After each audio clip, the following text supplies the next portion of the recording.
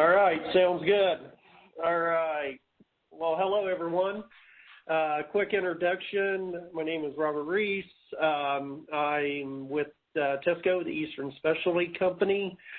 Tesco is headquartered and the factory is outside of Philadelphia, but I am from Indiana and cover the Midwest. I've been in person to NREA a few times, but because COVID is among us, we're doing this remotely, and I'm going to do the best we can here. For the next hour or so, we're going to be discussing site verification, and I've tried to target newer employees, maybe folks brand new to the utility, or just within a couple years. If we have some veteran folks on the call too, some of this will be review, but hopefully you get a few good points out of it. As I go through this, feel free at any point. There'll be time for questions at the end, but yeah, feel free to just chime in with any questions as we go through here. Try to make this a casual and more of an open session here. So this is a quick overview of what we're going to be going over. First of all, defining site verification is a little different than just standard meter testing, showing why it is important, especially in today's age of solid-state meters and AMI systems. We're going to look at the difference between self-contained and transformer-rated meter installations, define those a bit, and then we're going to break down into both categories because site verification for self-contained metering is quite a bit different than the site verification for transformer-rated meter installations.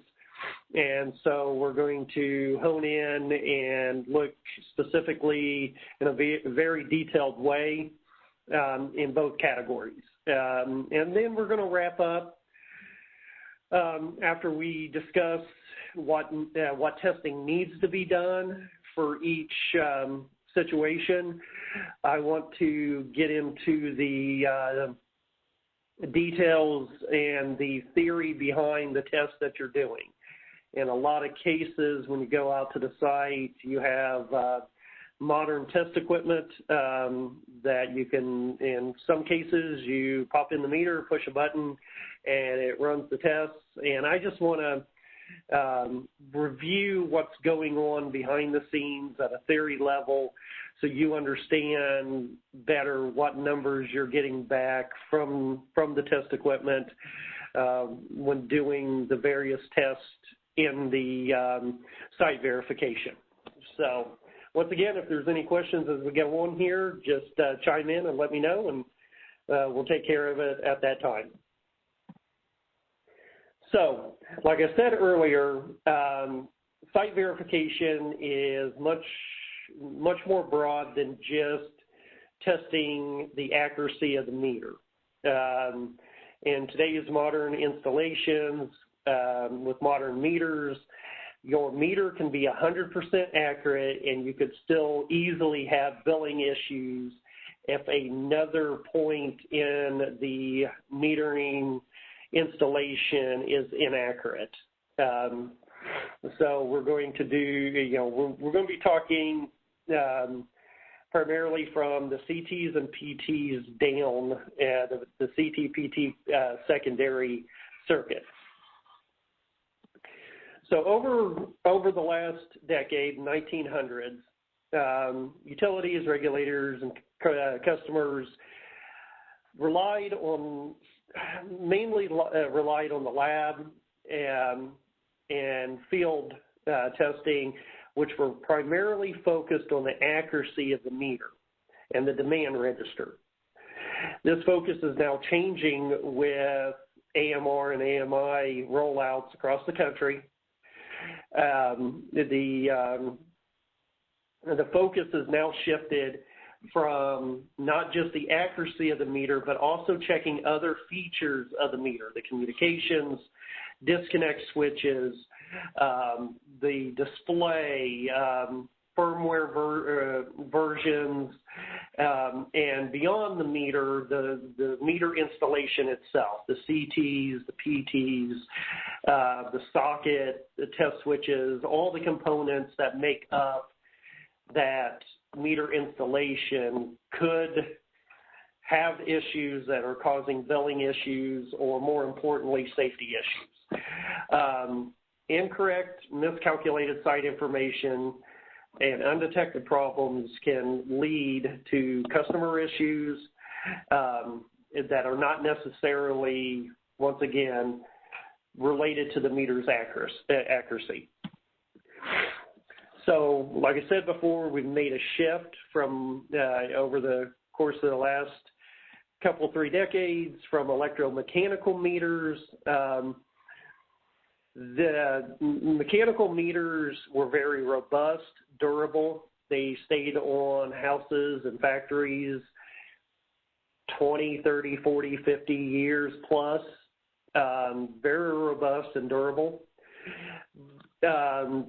All of them were very accurate, but you did have common problems of friction wear. The gear mesh would be misaligned or the gears would wear out. The magnetic bearings would fail, and you would just have common usage issues with the electromechanical meters of yesterday. We have now shifted to solid-state meters. They fail, but they fail in different ways. The overall life expectancy of the meters is different. We no longer expect them to last 20, 30, 40, 50 years. The jury's still out there on exactly how long you can expect them to last, but it's a small fraction of the life expectancy of the old electromechanical meters. They do drift, but it's very, very rare. The solid-state meters, from multiple studies done and our anecdotal experiences, solid-state meters do not typically fail for accuracy shifts.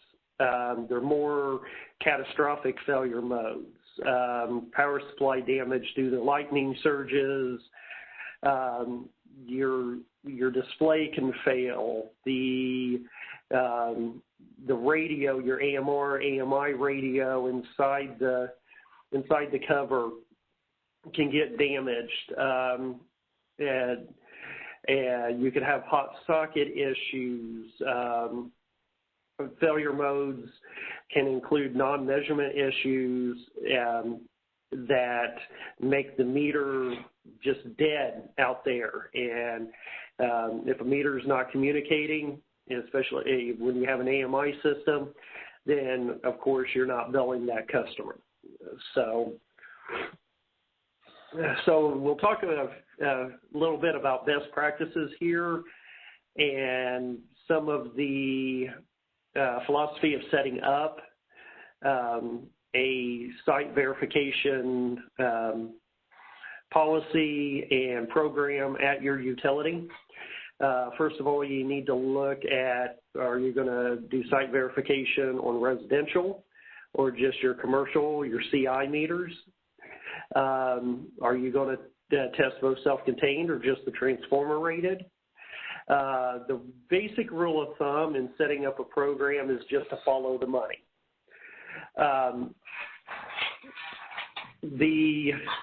It is important to remember that the current systems, with the current systems, it's not just the meter that's the major error in the service. A meter test that indicates a meter is within a certain accuracy parameters does not mean that the service is being measured and billed accurately. Like I said before, there's CTs, PTs, and other components in that system. So who should you test? What installation should you test? Once again, follow the money.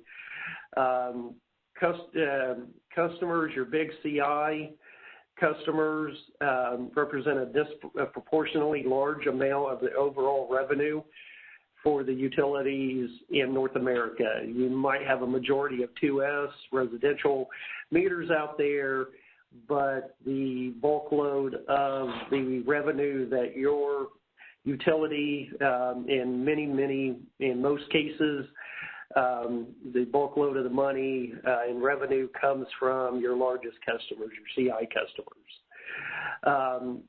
They'll vary from utility to utility, but the basic premise should be the same for all utilities. Follow the money.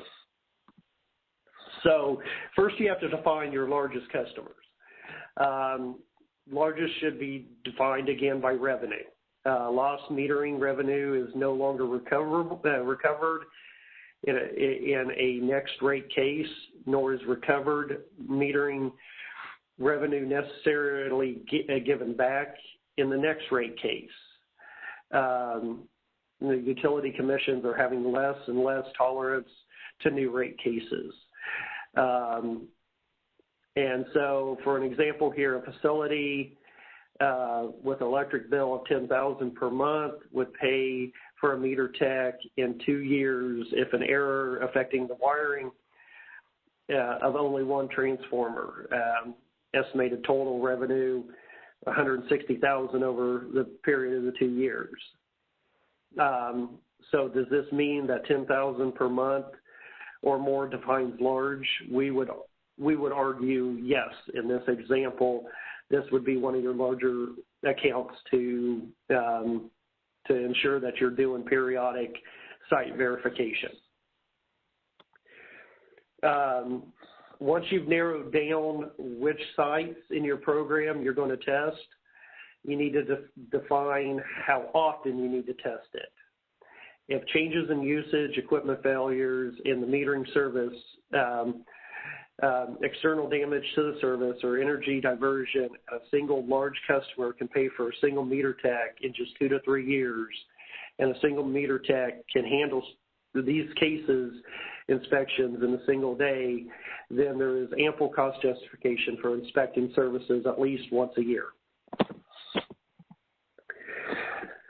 So now we'll shift gears, and I want to talk about the difference between self-contained and transformer-rated metering. Because when I started in this industry about 12 years ago, after about 6 to 9 months, I could literally go out to the field with field test kit and test a 9S meter installation. I knew how to connect everything, run the test, get the percentage registration, get the percentage error. But I learned what I did about the industry in those first few months in a piecemeal type way.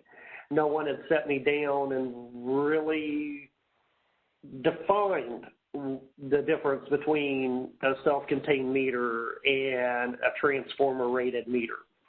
I like to define them as self-contained, meaning direct metering, and transformer-rated metering, meaning indirect metering. And what I mean by that is some of your installations, your primarily residential low current, your 1S, 2S, 12S meters, for example, you might have a relatively low current going to and load going to the customer. So in this case, you can put a meter directly in line with the customer load.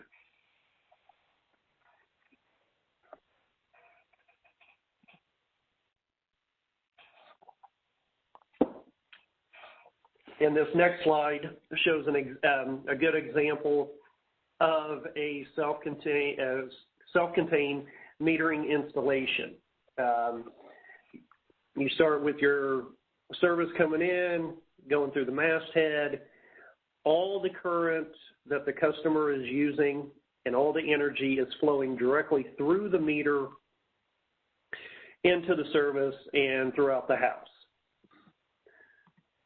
Alternatively, for commercial and industrial customer with a relatively high current, for example, 400 amps, 1600 amps, et cetera,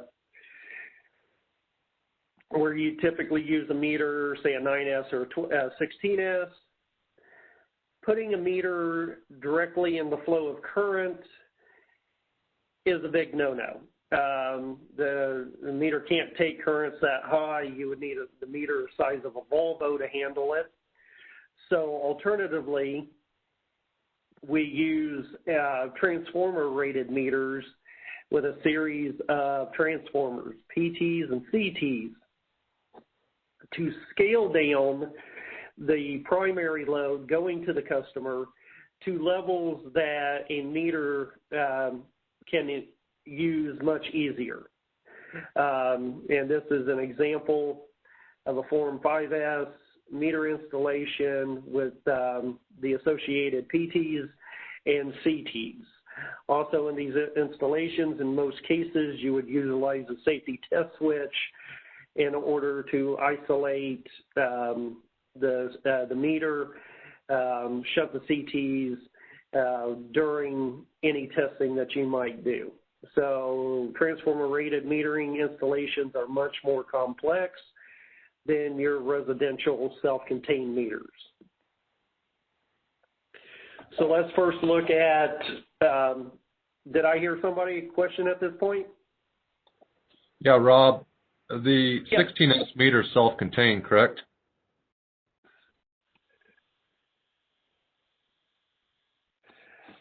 Yes, that might be a typo.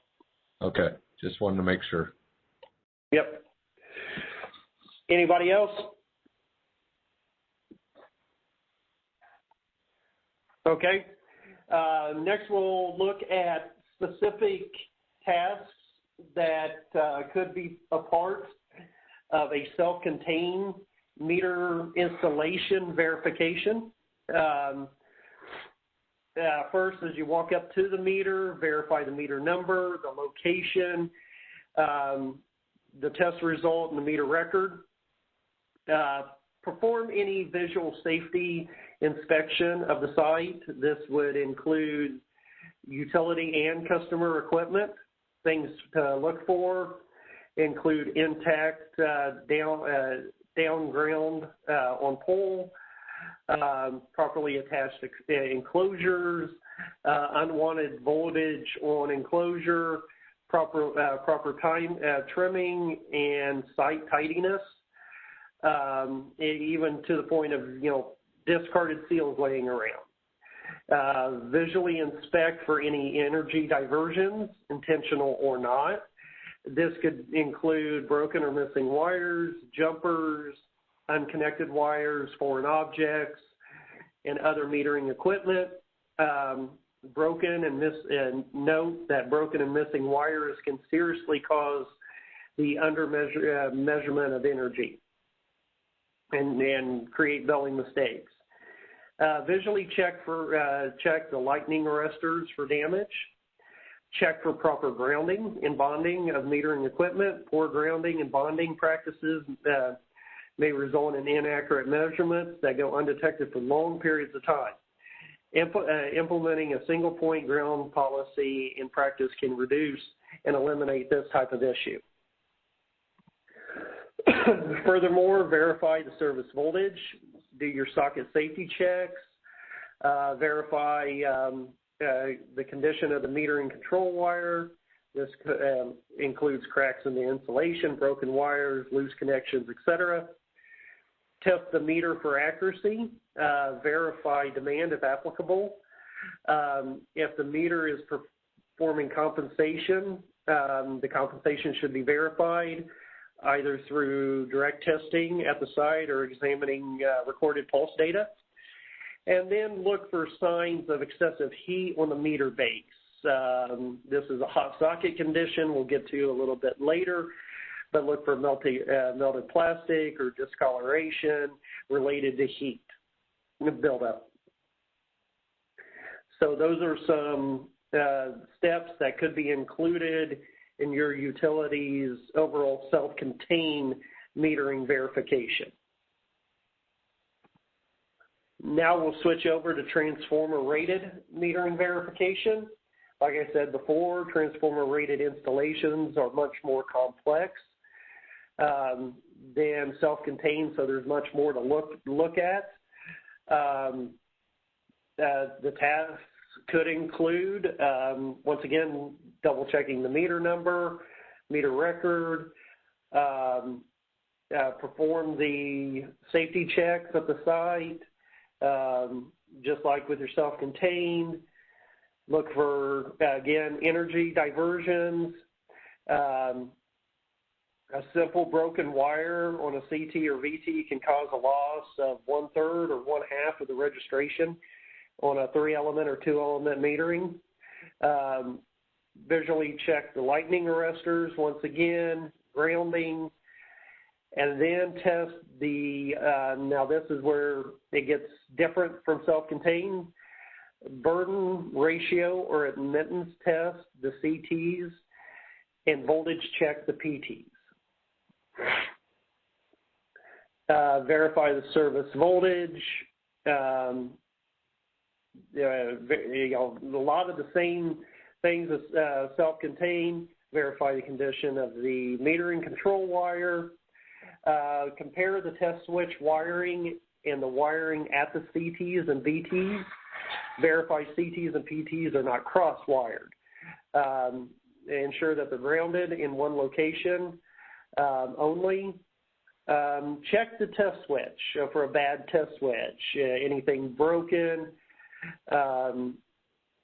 Verify the voltage in the amps with, say, a fluke meter, and verify the neutral connection to the cabinet. Check rotation by using closing in one phase at a time at the test switch and observing the phase meter for forward rotation. If forward rotation is not observed, measurements can be significantly impacted as the phases are likely canceling each other out. Test the meter for accuracy. And if the meter, once again, is performing compensation, it should be verified as well. Verify the metering vectors. This has traditionally been done using instruments such as a circuit analyzer, but a lot of your newer solid-state meters have a dashboard on them and a vector diagram where you can check them directly through the meters. Many of these desired values are programmed into the metering display. If metering is providing pulses, IEO pulses to customers, SCADA systems, or other meters for totalization, they should also be verified versus the known load on the meter. Verify meter information, including meter multiplier, serial number, the dials, decimals, case of H and rate. Errors in this type of information can cause impacts on the measured and reported values from the meter installations. Any questions at this part? Okay. Couple more things to look at for transformer-rated installations. Make sure that all the CT shunts are open. Say, for instance, a 9S meter installation, if you have one of the 3 CTs shunted as you walk away from the service, you're immediately losing 1/3 of the measured energy and what's billed to the customer. Last but not least, once again, look for excessive heat, hot socket conditions, which we'll talk about a little bit further in this hour. Okay, now I'm going to shift gears, and now that we've defined meter installations, we've looked at specific tasks to execute during a meter installation verification. I want to dial down in even more detail and discuss the tools that you can acquire to do these specific tests and verifications. First and foremost, the most important tools that you have are your eyes and your brain. If you see something wrong, immediately report it and take action. It can be a number of different things that can result in a safety, most importantly, a safety concern or a error in billing. So the most important tools you have are your eyes and your brain.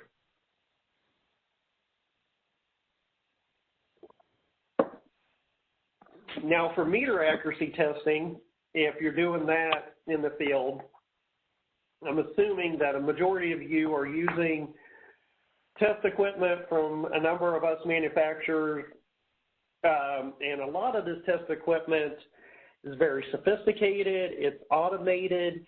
You might easily just either on a transformer rated installation, connect your cables, push a button, and it runs the test for you. Or in a self-contained meter installation,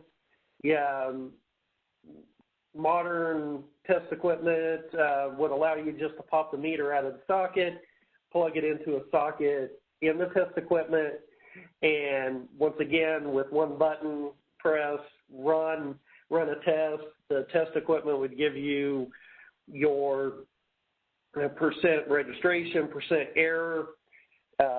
You make a record of that, save it, and you're on your way to the next meter installation.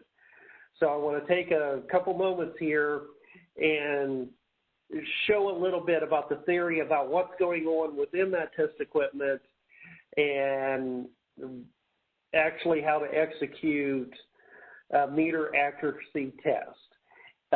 It's simply a comparison test, and it has four required components: the meter under test, energy reference standard, a potential source, and a current source. The meter under test is simply, it measures electrical energy, kilowatt hours. As we know, potential times current equals power, power over time equals the energy, or the kilowatt hours recorded by the meter, and thus we bill from. An energy reference standard does the same thing as a meter. It measures electrical energy. But the big two differences, and what makes it a standard over a regular meter, is it is of a higher accuracy class than the meter being tested, and it's traceable to SI, the Systems International, our national lab NIST, but it has that traceability path to make it legal. And so those, having those two distinctions, the higher accuracy class and the traceability to NIST, makes it a reference standard versus just a standard billing meter. So in a meter accuracy test or a comparison test, you would apply the same voltage and current to the standard emitter for a defined period of time. The standard emitter should measure the same energy during that period of time, and the difference, and any difference you see is the error of the meter. So giving an example, if your standard registers 100 kilowatt hours during that test period, and the meter registers 101.38, then the error of the meter is 1.38%. Just a simple example and definition of the theory behind executing a meter test. Any questions at this point? Nope. Okay. Now we'll look a little bit at CT testing. There are three primary or three test methods for CT testing: burden, ratio, and admittance, and we'll go through all three of those here. I'm going to use an example of a 9S meter installation shown here. In the 9S meter installation, you have 3 CTs on the primary service lines. They scale down the current and pass it along to the meter, and it scales it down to a current that is much less that the meter can actually handle. In this secondary, the CTs, and most installations are safety test switches utilized for executing the testing. Everything that you need to know to execute a CT test, whether it's burden ratio, is located on the faceplate of the CT. So for the ratio test, you would look for the ratio specification on the faceplate. And then, for instance, a CT with a ratio of 405 will produce 5 amps on the secondary when 400 amps are applied to the primary. Burden rating is a little more complex. The burden range present in the secondary circuit that a manufacturer will guarantee their CTs will still accurately function in regards to the ratio specification. What that means is if you put too much burden on the secondary of the CT manufacturers will no longer guarantee the accuracy of that CT. It gives a operating range to that CT out in the field.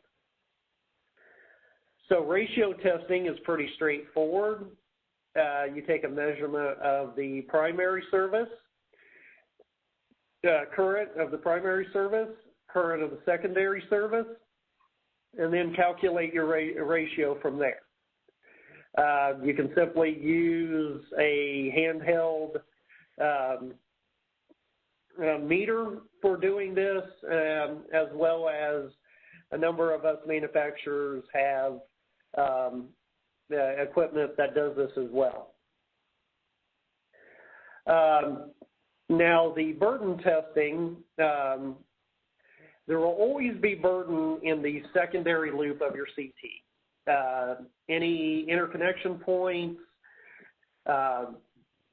nuts, bolts, connections, the wire itself, the test switch applies some burden on the secondary, as well as the meter coils. CTs must be able to maintain an accuracy ratio within the specified burden on the secondary.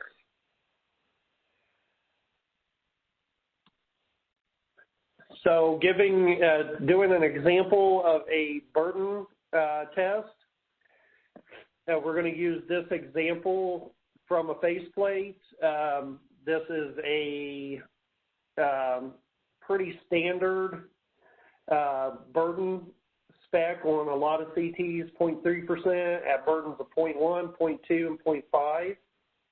What that means is there should be less than a 0.3% change in the secondary current from initial reading of 0 burden when up to 0.5 ohms of burden is applied. Number of units are available to execute this test. A couple are shown here. These units include internally a set of ANSI and IEEE burden values, the test points of a burden test. These include 0.1, 0.2, 0.5, 1, 2, 4, and 8 ohms.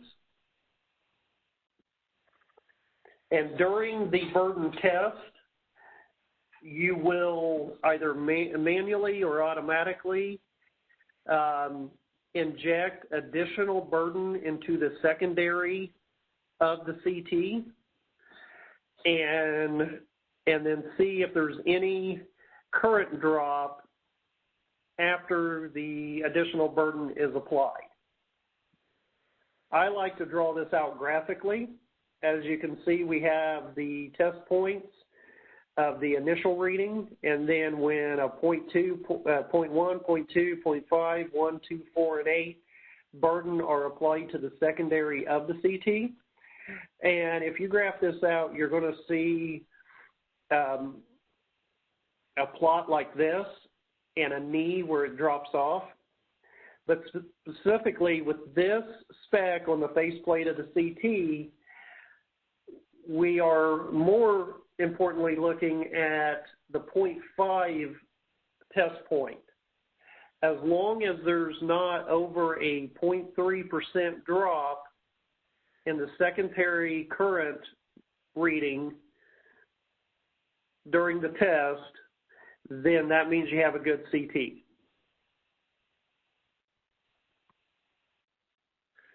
Well, we're looking at it here again.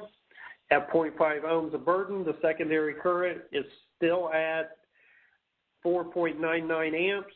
That's less than a 0.3 change, so it's a good CT.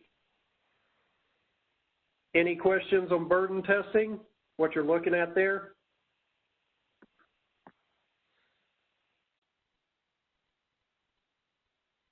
Okay. We'll shift over to admittance testing. Once again, there's a number of units out there that execute admittance testing. So what is admittance testing? Admittance measures the overall health of the secondary loop of the CT. It provides you a value back in millisiemens as the unit of measure. Admittance is the inverse of impedance, and impedance is the opposition to current. Therefore, admittance testing measures the overall health, like I said earlier. Now, how these units work, they inject a high-frequency sine wave signal into the secondary loop of the CT. The resulting current is measured. The voltage that the unit used to inject the sine wave is known, and from these parameters, the impedance and thus the admittance can be calculated. Now, the results you're going to get from admittance testing, a test is not immediately intuitive. More analysis is necessary. For instance, in a typical admittance test, you might get a reading back of 12 millisiemens. So what does that really mean? Well, if you have a 9S meter installation with a bank of 3 matched CTs,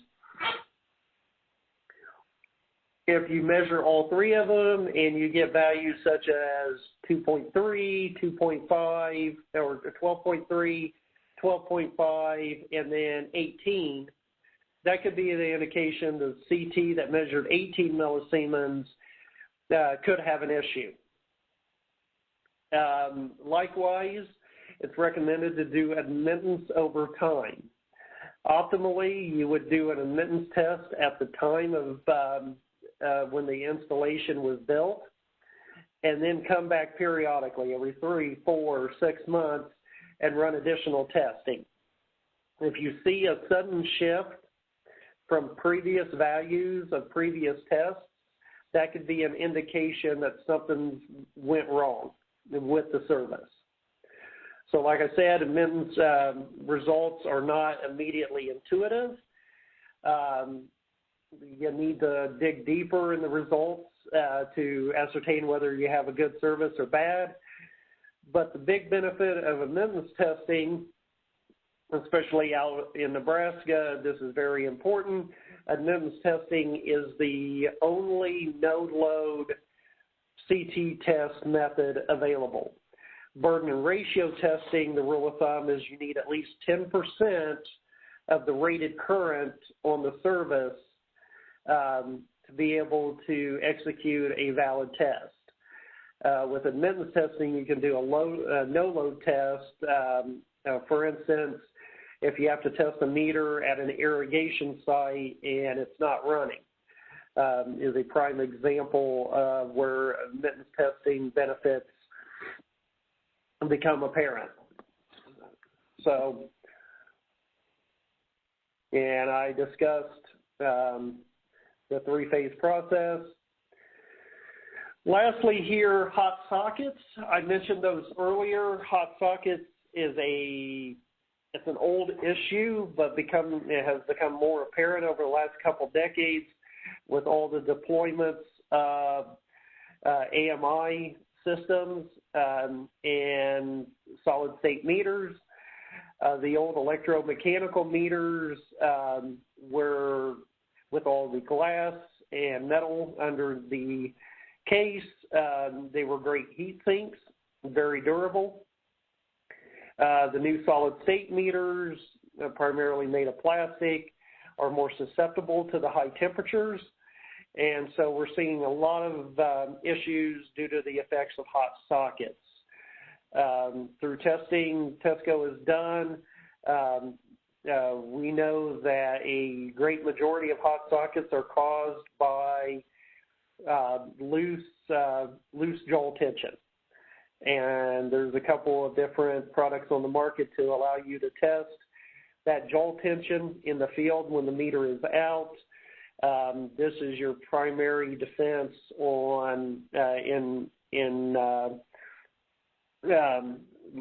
lessening the probability of having hot sockets in your the population. I got a few reference cited here. This presentation will be on the TESCO website if anybody wants to look further. So, any questions?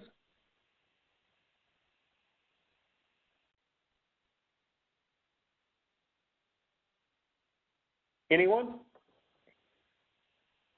We still got a few minutes here.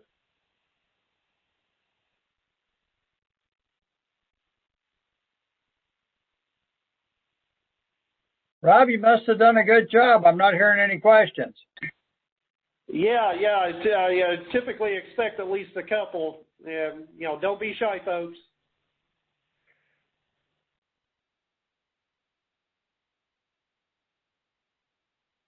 Okay, good deal. Well, if you do have any questions, any further questions, I have my cell phone number up there. Do not hesitate to call, and I can get you taken care of. All right. Thanks, Rob. Thanks, everybody. All right. Have a good day. Thank you. Thanks, Rob.